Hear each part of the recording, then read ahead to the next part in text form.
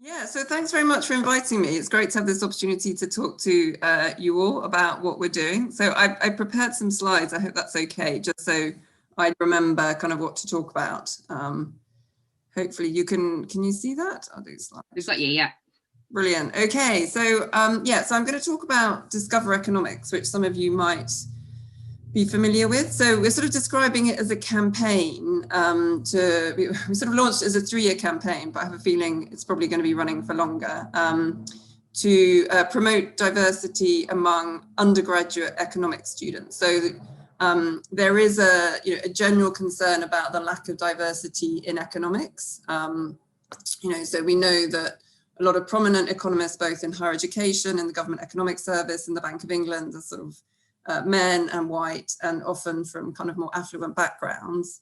And there's been a number of initiatives sort of trying to sort of think about tackling this, but, sort of following it back, we know that, more than 2/3 of people studying A-level economics are men, and more than 2/3 of people in undergraduate economics programs are men, and other groups are underrepresented, particularly people from state school backgrounds, certain ethnic minority groups, and also people in the south of England tend to be overrepresented. So our starting point for the campaign is, if we want genuinely to diversify economics, we're going to have to go right back to the sort of the bottom of the pipeline and think about promoting economics to a wider audience, sort of potential undergraduate students, possibly potential A-level students, and sort of attracting more diverse people in the bottom.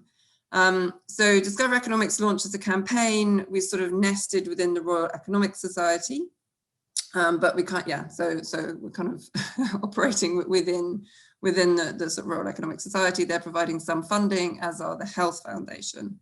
Okay, so who are we? So I launched the campaign together with Arun Advani. So we both have sort of full-time jobs, so it's kind of a bit of a passion project. We have recruited a campaign manager, Maeve Cohen, who works 3 days a week. And we've also just recruited a temporary communications manager. So there's not a lot of resource there, but there's a lot of enthusiasm for the project. And I think one of the things we've been able to do is, with connections, we've actually brought together representatives from quite a wide range of organisations. So the Health Foundation, the Royal Economic Society helped to fund us. We also have a steering group with the Government Economic Service, the Bank of England, a number of economics consulting firms, research organisations, and other kind of sort of think tanks and campaigning organisations for diversifying economics. So some of the activities we're doing are leveraging on some of these other organisations, and trying to bring people together to work towards a goal of sort of diversifying economics, particularly economic students in university and at A-level. So that's who we are. So we have a vision statement. So we want, economics to be able to attract the brightest and best, irrespective of their background. And we want potential students to see economists as being people just like them, and potential students to be excited by the idea of studying economics. So I think the problems, why are we doing this? I think the problems are kind of quite well identified. So many groups are underrepresented in economics, and that's really, throughout economics from A-level up to, the Monetary Policy Committee. And the groups we think of as being underrepresented are women, certain ethnic minority groups, state school students, and people from lower socioeconomic backgrounds. And, there is this sort of south bias to people who study economics. So we believe this is partly because of a lack of access to economics, so economics not being taught in all schools. And also we think there's an information or an identification problem, or an identity problem with economics. So if you ask people to sort of draw an economist, they'll draw us, sort of a man in a suit, kind of thinking about money, wearing a tie, and if you type economist image into Google, you get pretty much the same thing. Everyone thinks an economist is a man in a suit wearing a tie thinking about money. It's just, and if you look at the Monetary Policy Committee, that's what they look like. So it's pretty, and that is not an image that many people, that is an image that not many people identify with, or lots of people don't identify with. Interestingly, I'm not sure if you saw this, there was a report out by UCAS a couple of weeks ago, they identified economics along with medicine and dentistry as being a particular problem subject in terms of students accessing it. So they described economics as being a fixed subject. So this is sort of getting into university. So it's a fixed subject because you often require particular subjects at A level in order to access at university. And also it's a subject which has low levels of awareness. And they name checked us as sort of trying to work to overcome it. And they called for subject specific outreach in these sort of problem subjects. So I think, you know, these problems are sort of more widely represented or identified. Okay, so what are we trying to do? So we have quite a, you know, so given the fact that, that we don't have a lot of resource to sort of work with, we're being quite targeted. So our goals are really to sort of target 15 to 17-year-olds. We want to communicate what economics is and what economists actually do, particularly to 15 to 17-year-olds from underrepresented groups. And ideally, we'd like to encourage them to study economics at A-level, or at least to sort of think about studying it at university. We want to amplify the voices of economists and economic students from underrepresented groups to provide role models for potential economic students. And then more ambitiously in the longer term, you know, we think access is important. We'd like to get economics on the national curriculum, or at least on schools curriculum for all students or more students. You know, so I think that would be the ideal goal in order to try and solve our problems, but that's obviously a little way out. But I can say what we're trying to do about that. So what have we done? So we're trying to build awareness of our campaign and of the issues, you know, the fact that economics has this diversity problem and it starts young and we need to do something about it. So we have a website, we have a Twitter, we're on Twitter, we have a newsletter. We sort of have many people now signed up to the campaign. We're creating networks of champions. So, you know, many universities are engaged in widening participation programs. So we're trying to work with widening participation champions in economics departments at universities across the country to coordinate, share resources, and work together to try and promote economics. And also to think about how to promote economics to women, as well as to sort of standard widening participation groups. We're creating networks of professional champions. These are people who work as economists who are keen to sort of talk to students about what they do, you know, possibly mentor students. So, you know, there's a lot of people working as an economist who are quite keen to engage with students and offer themselves as, you know, role models or, you know, examples of, you know, what you can do with an economics degree. We're also creating networks of student champions in universities who we want to sort of train to go into schools to do sort of outreach work. And we'd also like to create networks of teacher champions. You know, hopefully you might be motivated to sort of, I'm sure you're very busy, but you might be motivated to join as a teacher champion, you know, because you can help advise us on, you know, how to sort of reach and message the sorts of groups that we want to work with. We've been running mini campaigns and online events. I think the nice thing there is that we really have built up sort of short videos and sort of profiles of a very diverse set of economists. So we did mini campaigns for Black History Month, for LGBT History Month, for International Women's Day, you know, and you can really hear the voices of quite a diverse range of economists. So I think that was kind of quite positive thing to do. We're working with an international organization to run a national competition, which is quite exciting. And there we're trying to, you know, we're trying to really move the representation of economics as being about finance to being about, you know, sort of the big social questions that we're sort of that we're facing at the moment. So most of the things that we do sort of showcase a very diverse range of issues that economics engages with. So, you know, our national competition was about healthy eating and about vaccination allocation. So, you know, we're trying to focus on the sorts of issues that lots of economists kind of work on sort of day to day. So we're generating resources. So examples of what economists do. So Frontier Economics actually did an analysis of data on Burning Glass, which is a big online recruitment platform, and looked for recruiters who were looking for economic skills and the sorts of skills you get from an economics degree, and drew up this, fantastically rich set of information about what you could do with an economics degree. And it turned out, the biggest employer of people with economic skills is actually the National Health Service, which is probably not something that, many people would associate with economics, and they showcased a very diverse set of things that economists could do, which I think is kind of quite a nice resource to sort of have out there.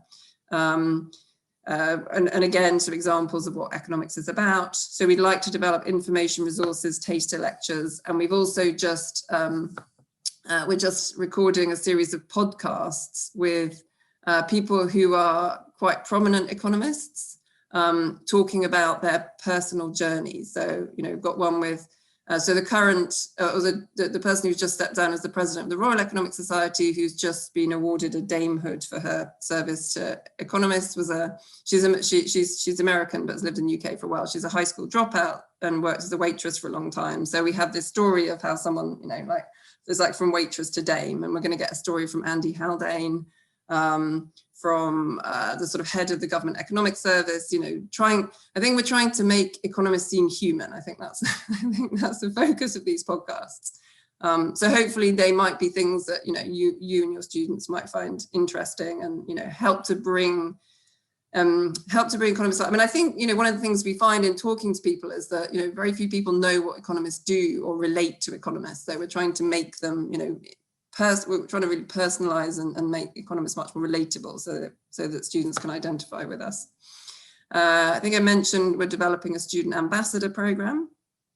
So we'd like to develop resources and train up university students to go into schools to deliver taster sessions. Obviously, it's going to be quite challenging in the current environment, but and we're thinking about developing sessions that could sort of not only for economics classes, but also for maths classes, for business classes, possibly for PHSE sessions, because obviously we're aware that not all schools have economics, teachers. So we're trying to make them sort of deliver curriculum relevant material for maths, for business, for PHSE. So we tried it at Bristol, and we got some students to go and deliver a session to year 10 math students, so we picked some stuff that was on the maths curriculum. So I think, that's hopefully one way. And then the students also talk about economics. And then finally, we're connecting with organizations who can help us to reach our target audience. So we had a conversation yesterday with the National Citizenship Service. We've been talking to UCAS, we've been talking to OCR. So OCR would like to promote sort of more schools teaching A-level economics. So they have some ideas there. We've been talking to them about that. Reached Out is a mentoring organization. I'm also trying to talk to the Careers and Enterprise Service. So, obviously we're given where we are and our resources, we struggle to reach 15, 17-year-olds, but we're trying to connect with organizations who are already accessing the people that we're talking to. And yeah, so we've also, if we can crack the economics TikTok, we will do so. But so that's certainly not going to be me and Arun. But we have our new campaign manager is a bit younger than us, so hopefully she's got the right skills to make economics go viral. That will be that's kind of our ideal. Okay, so how you can help, so we'd love to have, we'd love to engage economics teachers as teacher champions. You can help us develop effective resources. I think when it comes to developing our student ambassador program, we'd like to, talk to people who are teachers. We will have some, money even to pay for some teachers to help us develop the resources, make sure that they're suitable for the audiences. We'd love it if you could promote our activities. We'd also love it if you could shape our campaign. So my question really is, obviously, delighted to sort of have feedback on any aspects of what I've been talking about, and your ideas on, what you think would help promote economics to a wider audience.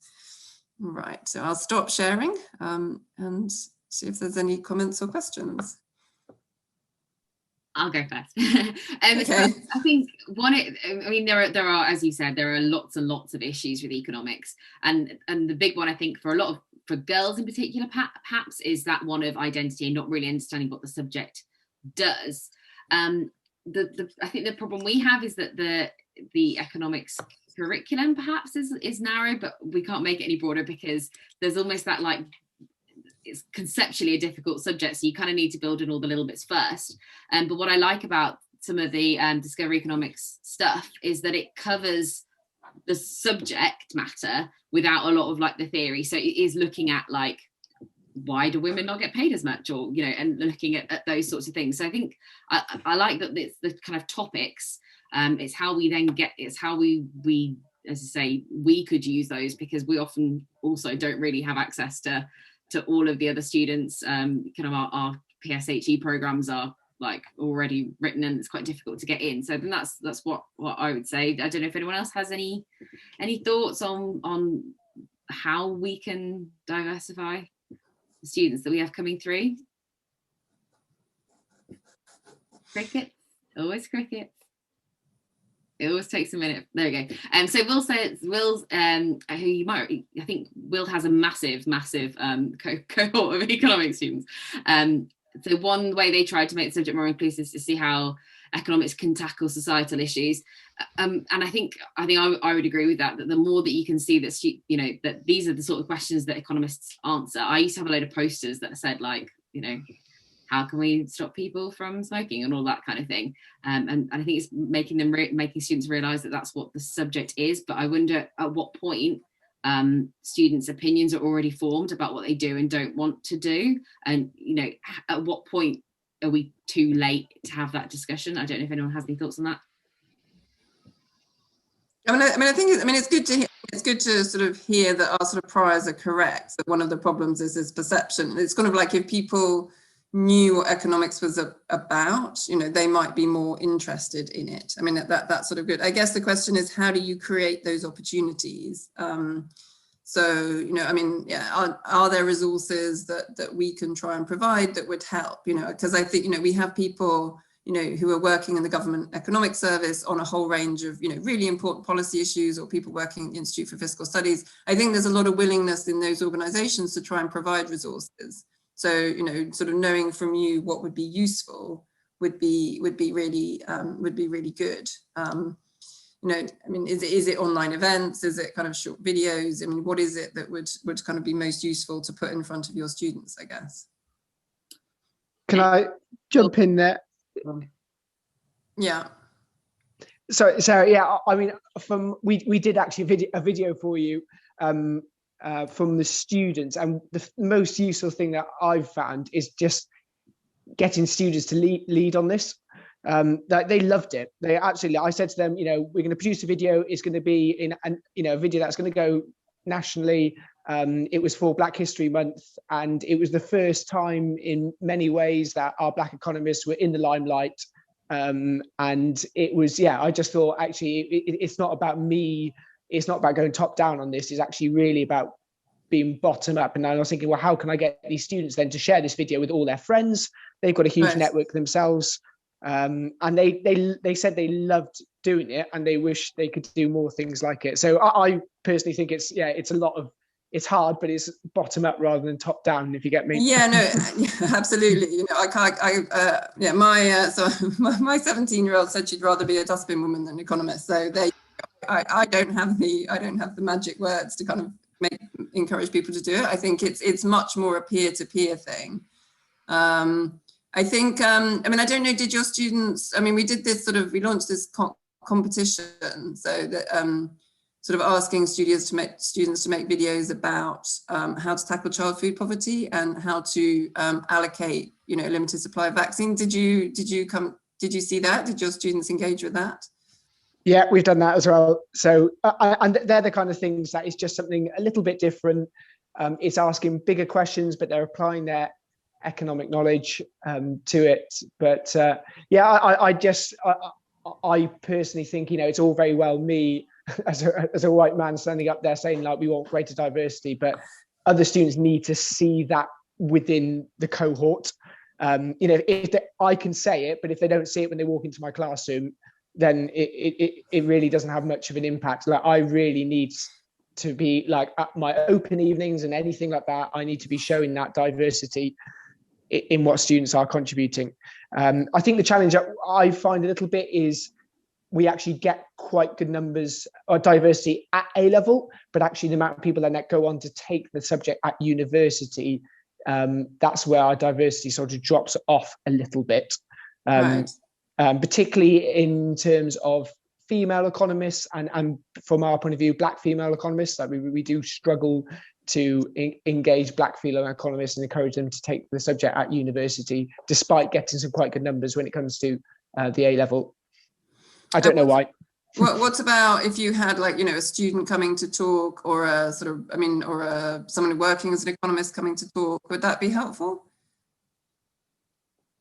Yeah, and we've been working with the Black Economist Network as well, and yeah, trying to work out the best thing, how we can work with them.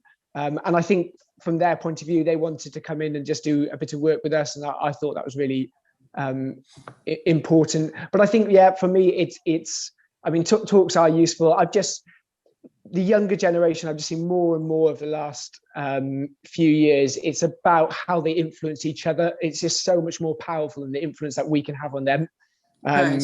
I personally think that, and I can see that when things on social media go way beyond us and out of our control as teachers. And that's like, if we can influence that in a positive way, and get spreading the news in a certain way, and have whatever, you just look at Greta Thunberg and the impact she has had within her generation. I just think, well, actually, that's what needs to happen. It needs to be young people influencing other young people to show actually that economics is actually diverse, and what we do study is nothing about, I don't say nothing about money, but it's not about finance, it's not about money, it's about tackling big societal issues.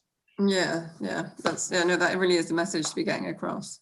So Sarah said that she thinks that people aren't picking it because, particularly girls, they're less willing to take a risk on a new subject, particularly when they're already doing well in their GCSE subjects. Maybe girls are a little bit less cautious, a little bit more cautious than boys, and that might be a reason. And she also said that the maths element, although I know that the proportion of female economics students at university is lower than the proportion of female math students. Is that right? I think. Yes, that's right. So yeah, so maths has more women in it than as a proportion than economics does.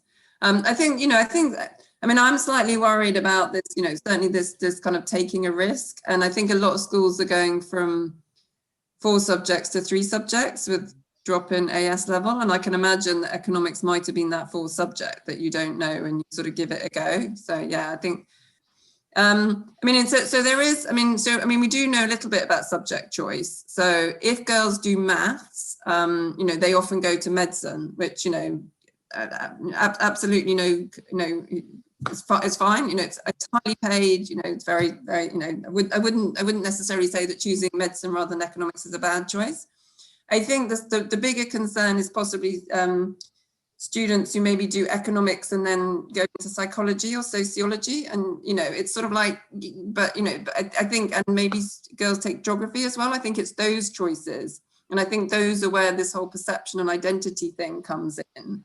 And again, thinking through to future careers, we know that the sort of earnings you get with sociology, psychology, geography are just not as high as the earnings you get with economics. It's slightly less quantitative, less rigorous. So I think that it's those choices which I think we're sort of hoping to, maybe influence.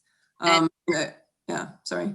No, Gavin has said that some short videos would be good so we can integrate them into lessons and leave them with big questions and starter activities. And he's also said that speakers are good to get in, and maybe short videos for options. It's quite, right now, particularly this year and last year, a lot of our option stuff is done online. Gavin teaches GCSE economics as well, I think that's right.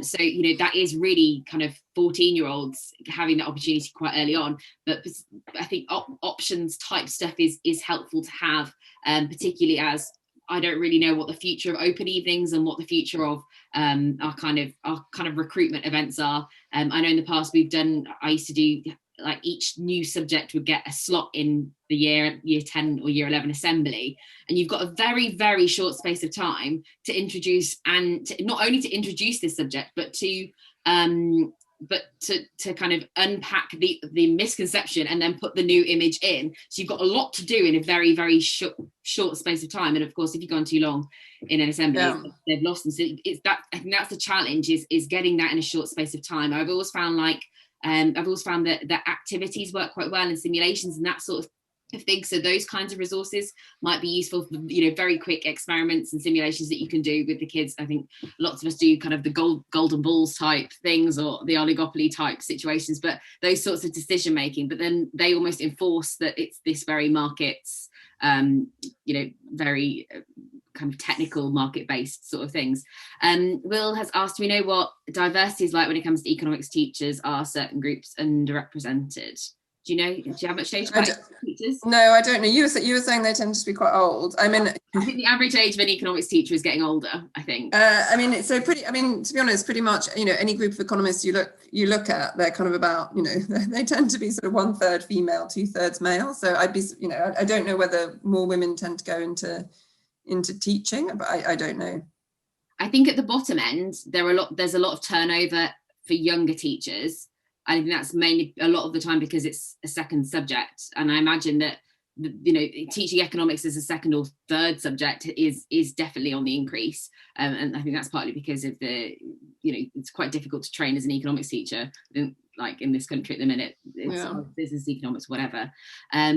Interestingly, putting together these two ideas from sort of Gavin and Will, almost getting your current students to sort of, it's like, the ones who love it, how would they persuade someone to take it for GCSE and A-level? That would kind of be quite, a really nice thing to get them to do.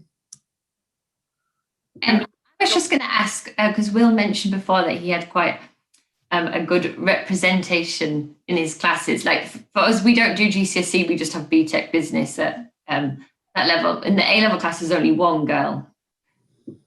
So I wondered if there was any, tips just in general, even at that level in them taking choosing it for A-level. Will, do you have an answer for that? Do you have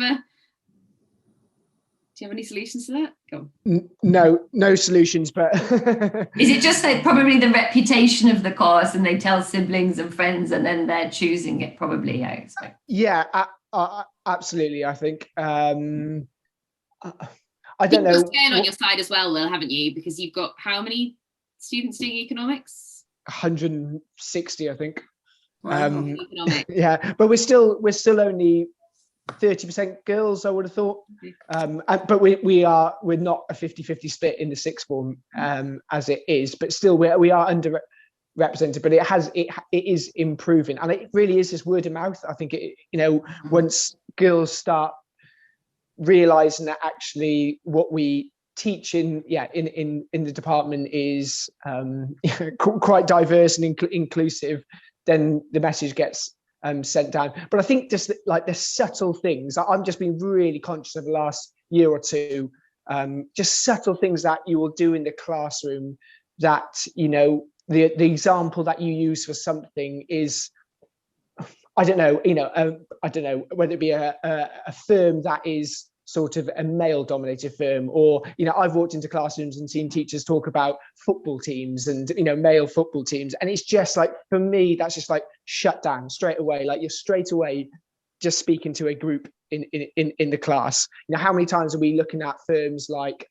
I don't know, Boohoo, or I don't know, or women's fashion or and so forth. And I just think like that everything we do, I've just went all the way back through all my lessons and just changed everything, every little example, and just made it as inclusive as possible, as gender neutral as possible, and just tiny little messages like that can just build up over time. And suddenly for a student, they can just say, I don't feel a part of this. And just going back to the, this question about, why do so few girls choose economics? I mean, there is clearly a bigger issue about the gendered nature of lots of subjects, because obviously, the flip side of 70% of economics students are men or boys is that 80% of psychology students are girls. Also not a good thing. But I think people just see, economics is for boys, psychology is for girls, and anything I think you can do to sort of change that up is good. And the whole, economics of the fashion industry would be great. And I think, you know, someone did an analysis of economics textbooks. I think this was university textbooks, but, you know, I think it was the overwhelming majority of the characters in the textbooks, even the hypothetical examples, were men. And you're just thinking, you know, where do the girls see themselves in this? I also think we kind of have to be careful not to reduce girls to fashion. No, that's true. And I think I am drawing some gender stereotypes in, but I wonder whether the key, given that it's the overrepresentation in psychology and overrepresentation in sort of sociology, might be, you know, making clearer that we attack some of these bigger issues. I'm not saying boys aren't interested in the bigger issues, but, you know, if there is an overrepresentation in those other social sciences, then the social aspect must be important. So perhaps, yeah, I mean, I think if they thought that economics was about people just as much as psychology, and it was about, you know, sort of changing the world just as much as politics, or, you know, sort of understanding the world as sociology, maybe they'd sort of begin to see it differently. Although I think that whole peer group, you know, if all your friends are doing psychology, it's hard to kind of say, oh, I'm going to go and do economics. I can see it.